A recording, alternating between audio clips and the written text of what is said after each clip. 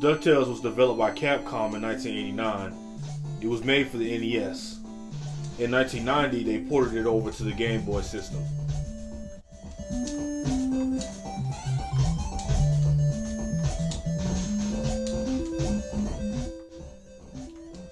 Ducktales is an action platformer.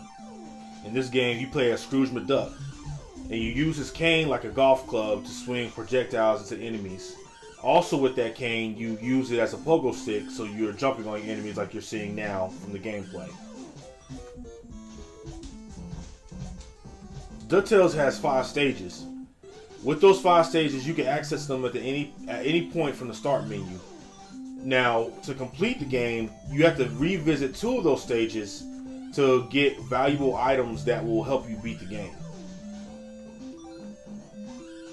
This game has 3 hit points. So basically, when you get hit 3 times in this game, you die. When you die, you basically start the stage that you're currently on over again. Now, this game has 3 different types of endings, and it's all really based on how much money you earn in the game. Now, if you get $10 million and you complete the game, you're going to get the greatest ending.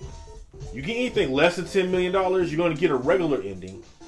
And if you beat the game with $0, that's when you get the worst ending.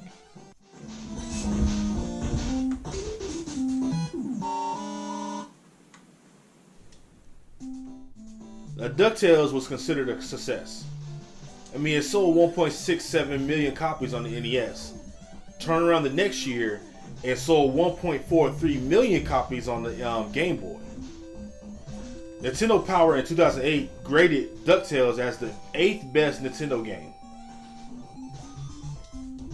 IGN, the next year, 2009, voted it 10th on a list of the best 100 NES games. It was good enough to even get a sequel, Ducktales 2.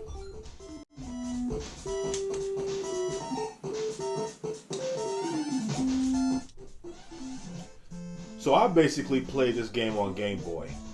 I was 6 years old when it came out. I believe my mother or my father, more than likely my mother, bought the game for me. And I would play the game on road trips with my Game Boy. I never really completed a stage of the game, mainly because I wasn't really that good of a gamer at 6 years old. Even playing the game now as a 30-something-year-old, 33, excuse me.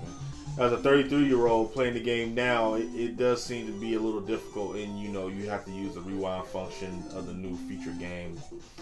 But with this game, when I was younger, I never completed it, never beat it completely. I did enjoy it, and it is something that gives me a sort of nostalgia when I do see it, when I do hear the music, when I do go to try to do some of the actions that are in the game. When I started playing this game with the remake that I got from on Xbox, I didn't look up any of the commands or anything. So basically, it was just the first few minutes of playing, it was me just fiddling around and trying to get a hang of the game again and trying to figure out what did what. And I remember certain things doing certain things. And maybe now that I'm a little bit older, I can go and have a lot more patience. I can go back and try to play this game again and try to beat it. When I was 6, I would get 4 or 5 different games. So anytime a game challenged me, I'll just pop the game out and put another game in. I don't know if you guys have experienced the same thing, but this was pretty much my experience with video games back at that age.